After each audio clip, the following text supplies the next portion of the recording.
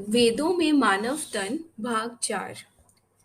कल जो वर्णन किया गया था उसमें मनुष्य देह को एक नगरी का नाम दिया गया था।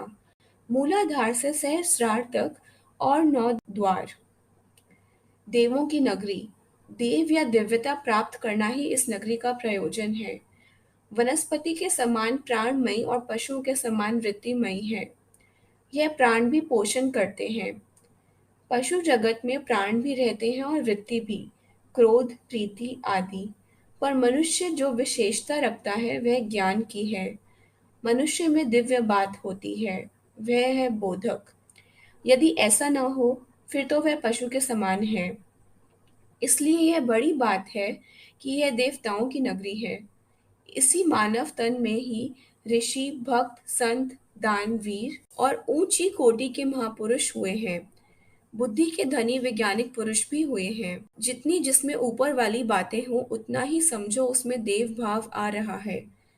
यह बात जो कही गई कि यह मनुष्य काल का भी विकाल कर देता है, सभी धर्मों में यह बातें किसी न किसी रूप में पाई जाती हैं। फिर इसका तन का दिव्य नाम अयोध्या है। कहते हैं अयोध्या मनु ने बसाई थी। किसी ने भी बसाई थी। अयोध्या का अर्थ है अखंड, या जो विजय न की जा सके या शत्रु आक्रमण न कर सके। अतः ऐसा समझना चाहिए। अब वेद ने यह नाम तन के लिए रामायण से लिया था या इन्होंने वेदों से अपने ग्रंथों में लिया है, ऐसा विचार तो ऐतिहासिक लोग कर सकते हैं।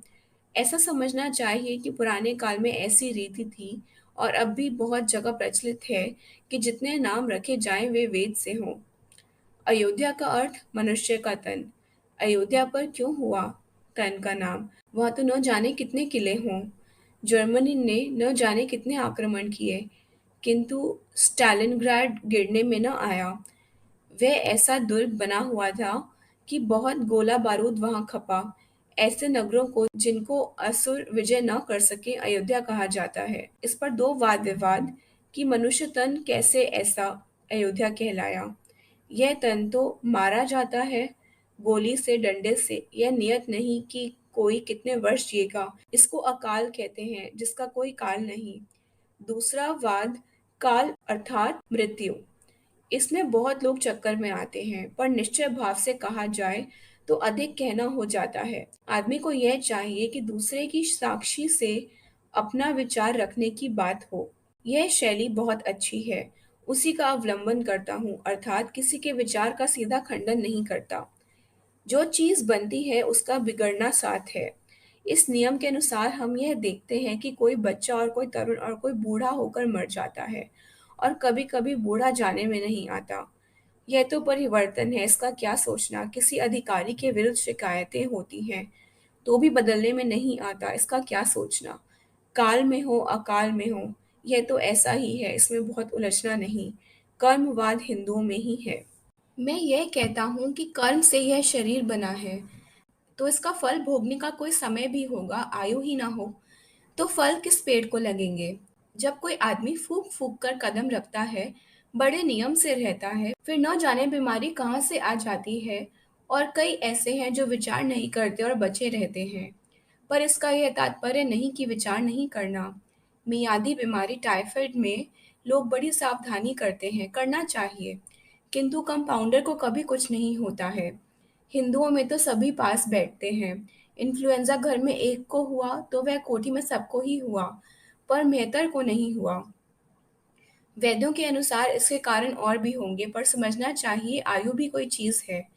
सिपाहियों ने मुझे कहा कि इधर भी गोले उधर भी गोले बरस रहे थे पर हम न मरे। हमारे से पीछे खाई में शरण लिए हुए बम के कारण मर गए। आयु की डोर होती है, काल मृत्यु हो या अकाल। मैं आपको एक बात कहूं कि वीर पुरुष सभी मानते हैं कि मृत्यु का समय होता है। नेपोलियन कहता था कि वह गोली कभी नहीं ढली जो नेपोलियन को समाप्त करे। अब तो युद्ध में वीरता का प्रश्न नहीं, दाव पेंच बहुत चले हुए हैं। एक दुर्बल सा आदमी एटम बम से न जाने कितने शूरों की हताहत कर दे।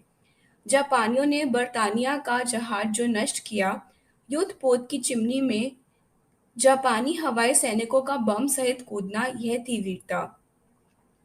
हमें इस प्रकार श्री रामचंद्र जी के वाक्य याद आते हैं, ये दो तीन हैं जिसमें भरत जी को, तारा को, मंदोदरी को उपदेश दिया। इन तीनों में ही वह नीति का वर्णन करते हैं कि ऐसा होना ही था, ऐसा ही उन्होंने समझाया। भरतपुर के राजा की बात। जब भरतपुर के किले पर चढ़ाई हुई तो राजा आप चक्कर लगा रहा था। सिपाही ने कहा गोली चल रही है, तो राजा ने भी यही कहा कि वह गोली नहीं जो मुझे लगेगी। दुख और चीज है, मृत्यु और चीज है। मृत्यु बिल्कुल पृथक है। मरना और जीना दुख नहीं देता। दर्द और दुख तो पीड़ा और पीड़न से होती है। जाना और आना तो स्वाभाविक है। मोह का दुख हो सकता है कि जो मोटर मैंने अभी ली थी उसकी हानि आदि होने का। इसी प्रकार जैसे एक कमरे से दूसरे में जाना और इसी प्रकार नींद भी। यह अनुभव ज्ञानियों का है कि मरना तो ऐसा ही है जैसे यहाँ से दफ्तर चले गए और फिर दफ्तर से वापस आ गए।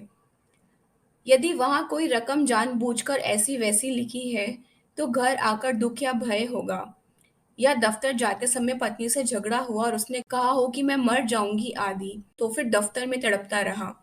आने जाने में तो ऐसे दुख नहीं होते। भगवान की विधि में आना जाना तो ऐसे ही है जैसे सांस का आना जाना। सांस आता रहेगा तो जीवन बना रहेगा, और यदि यह महाशय जाकर फिर न आया तो फिर छुट्टी। दुख मोह में है, पीड़ा में है। इन सब के उपाय भी हैं, मृत्यु का कोई उपाय नहीं। त्रिलोकी में न हुआ न होगा।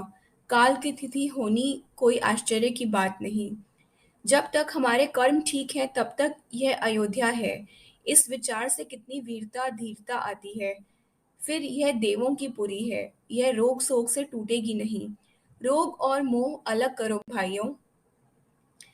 मैंने यह कहा कि प्रारब्ध के अनुसार है देह का रहना। प्रारब्ध की समाप्ति पर इसकी तन की समाप्ति हो जाती है। जितना भय इसके खंडित हो जाने से जिसे हो उतना ही वह भीरू है। हम चाहते हैं कि स्वतंत्रता के भोग भोगे, किंतु साथ यह कि लड़का लड़ाई में न जाए, जज बन जाए। वैसे कभी नून तेल पर लड़ पड़े, गोली लग जाए और मर जाए। यह जाति कभी उभरेगी नहीं जब तक उसे सिपाही न बनाया जाए। इसीलिए सेना में होना आवश्यक है। वीर वृत्ति तभी पैदा होती है जो सोचे कि हमने आगे जाना है।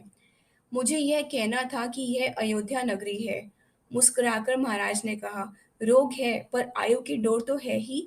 सार यह है कि तन देव पूरी देवों की नगरी प्रारब्ध के मसाले से बनी है, इसको कोई खंडित नहीं कर सकता।